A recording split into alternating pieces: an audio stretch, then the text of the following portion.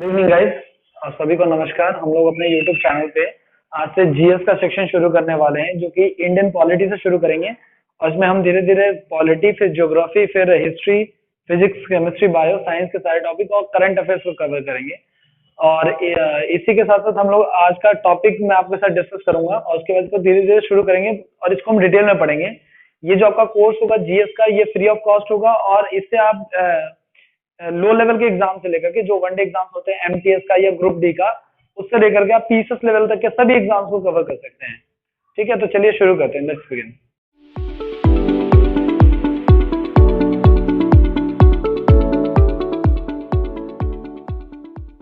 हम लोगों ने डिस्कस किया था कि हम लोग इंडियन पॉलिटी से शुरुआत करेंगे और इस लेक्चर में हम लोग इंट्रोडक्शन को लेकर के अपने सिलेबस को लेकर चर्चा करेंगे कि इंडियन पॉलिटी में हम लोगों को क्या क्या पढ़ना है और क्या क्या चीजें कवर करनी है। ठीक है, तो ये जो आपका एग्जाम होगा इंडियन पॉलिटी के रिगार्डिंग, जो भी हम जीएस पढ़ेंगे, ये इन डिटेल होगा और ये सभी एग्जाम्स को फुलफिल कर रहा होगा, चाहे वो एमटीएस का एग्जाम हो, चाहे वो सीएसएस लेवल का या आईएएस लेवल का एग्जाम हो। सभी में इन डेप्थ जितनी भी पॉलिटी होती है सारी की सारी कवर की जाएगी। ठीक है, तो एक बार हम लोग देख लेते हैं कि हमारे सिलेबस में क्या क्या है, ताकि आपको आइडिया लग जाए। ठीक है, तो हम लोग देखेंगे कि पहले हमारे सिलेबस में प्रियम्बल के बारे में है कि संविधान की प्रस्तावना के बारे में हम लोग डिस्कस कर रहे हैं और इसमें तकरीबन 6 स्लाइड्स के आसपास हम लोग डिस्कस करेंगे, 6 पेजेस डिस्कस करेंगे, जिसमें प्रस्तावना से रिलेटेड जितने भी क्वेश्चन बने हुए हैं उन सभी चीजों को हम लोग आराम से समझ पाए, देख पाए। और मैं आपको साथ साथ प्रीवियस ईयर के बारे में, क्योंकि मुझे ये बहुत अच्छे से आइडिया है कि प्रीवियस ईयर में क्या क्या पूछा गया है और क्या क्या आया हुआ है, प्रीवियस ईयर के बारे में सारी चीजों के बारे में आपको बताऊंगा क्या क्या क्वेश्चन प्रस्तावना से पूछे गए हैं। ठीक है, यहाँ पे नहीं, सिर्फ थीसिस लेवल के जितने एग्जाम है सब में भी। ठीक है, तो सबसे पहले हमारा संविधान की प्रस्तावना है, फिर देश का एकीकरण है कि जब देश आजाद हुआ या देश को जोड़ने के लिए, रियासतों को जोड़ने के लिए क्या क्या किया गया, क्या क्या विभाग बनाए गए और उन विभागों के अध्यक्ष कौन कौन थे, ये सारी चीजों को हम लोग देखेंगे। तो जो हमारा पहला टॉपिक है वो ये। दूसरा हमारा देश का एकीकरण। तीसरा हम लोग अनुसूचियों के बारे में डिस्कस करेंगे। हालांकि आप पॉलिटी में अनुसूचियां थर्ड नंबर पे कोई नेसेसरी नहीं है, बट हम लोग अपने सिलेबस को इसी रूट से कवर करने की कोशिश करेंगे, 1 2 3 4। तो आप लोग चाहे तो अपनी कॉपी में, जो लोग इसको डिस्क्रिप्टिव देख रहे हैं, वो अपनी कॉपी में पहले ये टाइम टेबल अपना पूरा का पूरा सिलेबस लिख लें, जिसको हम लोग 1 बाय 1 कवर करेंगे। ठीक है, तो थर्ड नंबर पर अनुसूचियां हैं। अनुसूचियां के बारे में क्या क्या हिस्ट्री है। अनुसूचियां मूल रूप से मूल संविधान में 8 थी, बाद में फिर इसको 12 कर दिया गया, वो देखेंगे। फिर राज्यों के बारे में पढ़ेंगे कि राज्यों का गठन या इस तरीके से। फिर आगे हम लोग पढ़ेंगे कि भारतीय राज्य व्यवस्था की ऐतिहासिक पृष्ठभूमि क्या थी।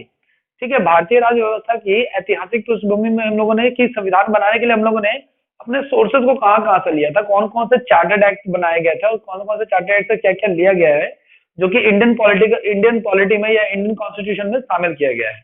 ठीक है, नेक्स्ट आपका है मूल अधिकारों के बारे में हम लोग पढ़ेंगे। जिस देश में संविधान निर्धारित होता है वहां पे सबसे पहले नागरिकता और फिर नागरिकों का मूल अधिकार निर्धारित किया जाता है। तो मूल अधिकारों के बारे में नेक्स्ट स्लाइड में पढ़ेंगे 7 नंबर पे। जो हमारा 7th चैप्टर होगा इसमें वो सुप्रीम कोर्ट और हाई कोर्ट के रिगार्डिंग होगा।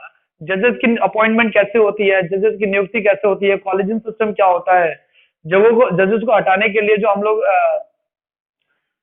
ये महाभियोग लगाते हैं ना, इम्पीचमेंट लगाते हैं, उसका प्रोसीजर क्या होता है। इसके अलावा सुप्रीम कोर्ट और हाई कोर्ट की पावर्स क्या क्या होती हैं, क्षेत्राधिकार क्या क्या होते हैं, और रिट, सुप्रीम कोर्ट और हाई कोर्ट रिट कौन कौन सी जारी कर सकते हैं, वो चीज। अगला है आपका directive principle of state policy, इसको डीपीएसपी भी कहा जाता है। ठीक है, राज्य के नीति निर्देशक तत्व। ठीक है ना, तो इसके बारे में पढ़ेंगे कि राज्यों की क्या क्या रिस्पॉन्सिबिलिटी होती है, कि वो उसको देखें। आपको पता है कि राज्य के नीति निर्देशक तत्व और मूल कर्तव्यों को लगभग ज्यादातर क्लासेस में या मूल अधिकारों को भी रिलेट करके पढ़ाया जाता है। तो इनके बीच में क्या क्या डिफरेंसेस होते हैं वो सारी की सारी चीजें भी हम यहाँ पे देखेंगे। तो 8वें चैप्टर में 2 टॉपिक करने हैं। एक तो directive principle of state policy, राज्य के नीति निर्देशक तत्व, और दूसरा हमें करना है मूल कर्तव्यों के बारे में। ठीक है, कि हमारे फंडामेंटल ड्यूटीज क्या क्या है, क्योंकि फंडामेंटल राइट्स के बारे में हम लोगों ने 6ठे चैप्टर में ऑलरेडी पढ़ लिया है। फिर बात करते हैं आपका चैप्टर नंबर 9 के बारे में। तो संविधान का जो भाग 5 है, जो कि कार्यपालिका से जुड़ा हुआ है, कि जिसमें सबसे पहले राष्ट्रपति के बारे में हम पढ़ते हैं, फिर प्रधानमंत्री के बारे में पढ़ते हैं, फिर उसके मंत्रिमंडल, लोकसभा, राज्यसभा के बारे में पढ़ते हैं। वो सारी चीजें हम इस चैप्टर में पढ़ेंगे। और इसी के साथ साथ उसमें हम लोग राष्ट्रपति के बारे में पढ़ेंगे, जो हम लोग देख रहे हैं यहाँ पे। ठीक है, इसके अलावा हम लोग उपराष्ट्रपति के बारे में, प्रधानमंत्री के बारे में, और संसदीय व्यवस्थाएं किस तरह से लागू होते हैं वो सबके बारे में पढ़ेंगे। इसके अलावा संविधान का काम या संसद का काम बेसिकली संविधान संशोधन होता है। तो उसके बारे में भी हम लोग देखेंगे संविधान संशोधन किस किस प्रोसीजर से किया जा किस प्रोसीजर से किया जा सकता है, संविधान संशोधन करने की प्रक्रियाएं क्या क्या है और किन किन तरीकों से उसको चेंज करने की सुविधा हमारे हमें दी गई है। ठीक है, इसके बाद हम लोग संसद की शक्तियों के बारे में पढ़ेंगे। ठीक है, हम लोग इसी पार्ट में बजट के बारे में पढ़ेंगे, क्योंकि लोकतंत्र में जहाँ पे लोकसभा में लोग डायरेक्ट प्रत्यक्ष रूप से लोगों द्वारा चुन के आते हों, वहाँ पे फाइनेंस और इससे जुड़े टॉपिक्स को, मुद्दों को सीरियसली ढंग से लिया जाता है काफी। ठीक है, उसके बाद हम लोग जो हम लोगों ने ऊपर पढ़ा था वो सुप्रीम कोर्ट और हाई कोर्ट के रेट के बारे में पढ़ा था, लेकिन हम यहाँ पे सुप्रीम कोर्ट और हाई कोर्ट के बारे में और उनके क्षेत्राधिकार, उनके जुडिडिक्शन जिसको बोलते हैं, क्योंकि हर एक न्यायालय का अपना एक क्षेत्राधिकार होता है, तो उनकी जुडिडिक्शन के बारे में हम लोग पढ़ेंगे। सुप्रीम कोर्ट का जुडिडिक्शन क्या होता है, हाई कोर्ट का अपना जुडिडिक्शन क्या है, जजेस की एलिजिबिलिटी क्राइटेरिया क्या है, और अपने रिटायरमेंट के बाद वो और क्या क्या कर सकते हैं। ठीक है, इसके अलावा अगर हम आगे देखें तो राज्य की कार्यपालिका के बारे में जो चीज हम लोगों ने केंद्र के बारे में पढ़ी है, सेम चीजें राज्य के पर भी लागू होती है। जिस प्रकार से केंद्र सरकार में एक राष्ट्रपति होता है, उसी प्रकार से राज्यों में एक राज्यपाल और केंद्र शासित प्रदेशों में एक उप राज्यपाल होता है। इसके अलावा जितने भी, जैसे वहां पे मुख्यमंत्री प्रधानमंत्री होता है केंद्र में, वैसे यहाँ पे मुख्यमंत्री होता है। व्यवस्थाएं सब कुछ सेम है, लेकिन संविधान में इनके लिए अलग से अनुच्छेद बनाए गए हैं। ठीक है, तो ये सारा का सारा है। इसके अलावा हमें 13 चैप्टर महान्यायवादी और अटॉर्नी जनरल ऑफ इंडिया के बारे में पढ़ना है।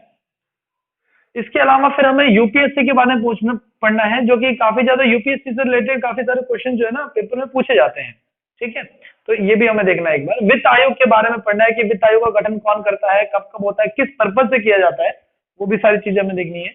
उसके बाद इंटरनेशनल काउंसिल है ना,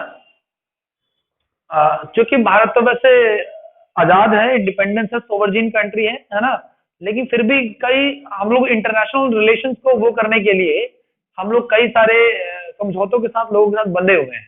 ठीक है, तो उसके बारे में, उससे रिलेटेड हम लोग कई संस्थाओं के बारे में यहाँ पे पढ़ेंगे। जैसे हम लोग इंटरनेशनल कोर्ट ऑफ जस्टिस से जुड़े हुए हैं। ठीक है, तो उसके उसके न्यायिक अधिकारों को, उसके न्यायिक फैसलों को हम लोग मानते हैं। ठीक है, आपातकालीन प्रबंध के बारे में हम लोग पढ़ेंगे कि राष्ट्रपति जो है, महामहिम जो है, प्रेसिडेंट ऑफ इंडिया, वो किन किन सिचुएशन में आपातकाल को घोषित कर सकते हैं। ठीक है, इसके अलावा फिर हम लोग कैग के बारे में पढ़ेंगे, जो कि सरकार का पैसे का संरक्षक भी कहा जाता है या धन संरक्षक भी कहा जाता है। तो कंट्रोलर एंड ऑडिटर जनरल, नियंत्रक और महालेखा परीक्षक के बारे में पढ़ेंगे हम लोग। ठीक है, इसके अलावा स्थानीय प्रशासन और पंचायतों के बारे में पढ़ेंगे, क्योंकि स्टेट लेवल के एग्जाम में ये बड़ा इंपॉर्टेंट टॉपिक हो जाता है। स्थानीय पंचायतों से रिलेटेड बहुत ही, और नॉर्मल जो एग्जाम होते हैं वनडे के, जैसे सीजीएल हो गया, एमटीएस हो गया, इन सब में इनसे रिलेटेड क्वेश्चन बहुत ही कम पूछे जाते हैं, लेकिन स्टेट पीसीएस के एग्जाम में यहाँ से क्वेश्चन बहुत सारे उठाए जाते हैं। हम लोग एक बड़ा जरूरी टॉपिक निर्वाचन आयोग के बारे में भी पढ़ेंगे, जो कि भारत में चुनाव से जुड़ा हुआ मुद्दा है। इसके अलावा हम लोग वर्तमान स्थिति में, अभी कुछ दिन पहले भी हमारे प्रधानमंत्री जी ने कहा कि एक देश एक चुनाव होना चाहिए, तो उसको भी हम इस चीज से जोड़ के देखेंगे ये क्या चीज कहना चाह रहा है। अगला कह रहा है आपका केंद्रीय सूचना आयोग, है ना, इसके बारे में पढ़ेंगे हम लोग।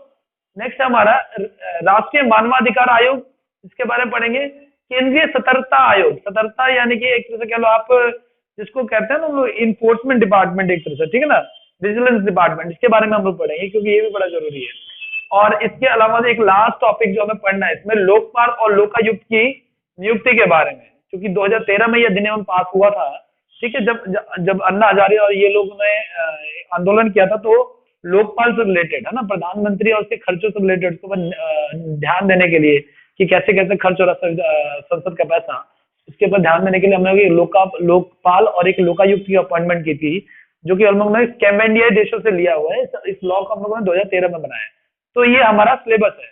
ठीक है, तो ये हमारा सिलेबस है और इसी को हम लोग आगे अब नेक्स्ट उसमें शुरू करेंगे। ठीक।